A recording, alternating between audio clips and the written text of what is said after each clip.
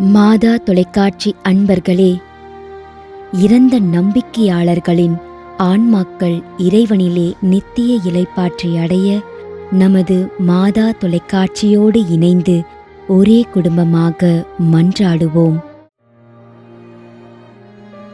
ஏ. Nixon, பழைய வண்ணாரப்பேட்டை, சென்னை, 10ஆம் ஆண்டு நினைவஞ்சலி.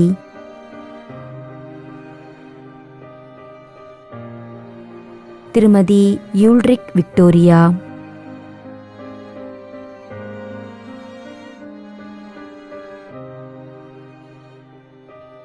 Edwin Robert, Bangalore.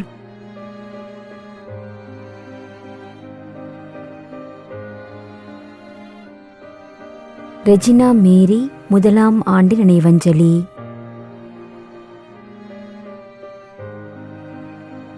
R. சவரிநாதன், SD இருதய மேரி, கந்திக்குப்பம், கிருஷ்ணகிரி.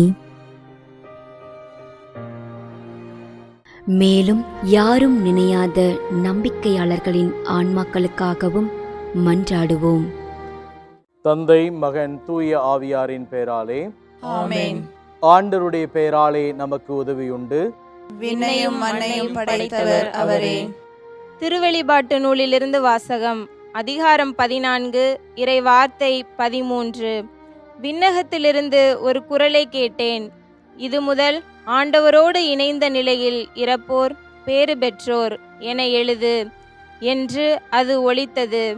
அதற்கு தூய ஆவியார், ஆம், அவர்கள் தங்கள் உழைப்பிலிருந்து ஓய்வு பெறுவார்கள், ஏனெனில் அவர்களின் செயல்கள் அவர்களை பின்தொடரும் என்று கூறினார். ஆண்டவரின் அருள்வாக்கு. இறைவனுக்கு நன்றி. நம்முடைய வாழ்ந்து இறந்து போன இறைவனின் அடியார்களுக்காகவும், மேலும் குறிப்பாக மாதா தொலைக்காட்சி வழியாக நீத்தார் நினைவில் என்று நினைவு கூறும் இறைவனின் அடியார்கள் அனைவருக்காகவும் மன்றாடுவோம். விண்ணுலகில் இருக்கின்ற எங்கள் தந்தையே, உமது பெயர் தூயது என போற்ற பெறுக. உமது ஆட்சி வருக. உமது திருவுளம் விண்ணுலகில் நிறைவேறுவது போல மண்ணுலகிலும் நிறைவேறுக.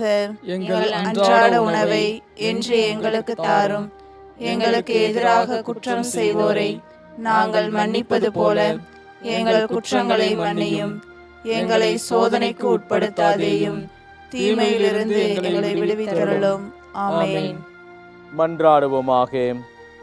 இறைவா, இரக்கம் காட்டுவதும் மன்னிப்பு அளிப்பதும் உமது இயல்பு. ஆகையால் உமது திருவடிகளுக்கு வந்துள்ள இன்று நாங்கள் நினைவுகூரும் ஆன்மாக்கள் மீது இரக்கம் கொண்டு அவர்களுடைய குடும்பத்தார் மற்றும் மாதா தொலைக்காட்சி குடும்பம் செலுத்தும் ஜெபங்களை ஏற்று அவர்களது குற்றங்களையும் அவற்றுக்குரிய தண்டனையையும் மன்னித்து அமைதியையும் முடிவில்லா வாழ்வையும் தந்திடுமாறு எங்கள் ஆண்டவராகிய கிறிஸ்து வழியாக உம்மை மன்றாடுகிறோம். ஆமென். நிலையான இளைப்பாறுதலை ஆண்டவரே இவர்களுக்கு அளித்தருளும். முடிவில்லாத ஒளி இவர்கள் மேல் ஒளிர்வதாக. இறந்த நம்பிக்கையாளர்களின் ஆன்மாக்கள் இறைவனின் இரக்கத்தினால் அமைதியில் இளைப்பாறுவனவாக. ஆமென்.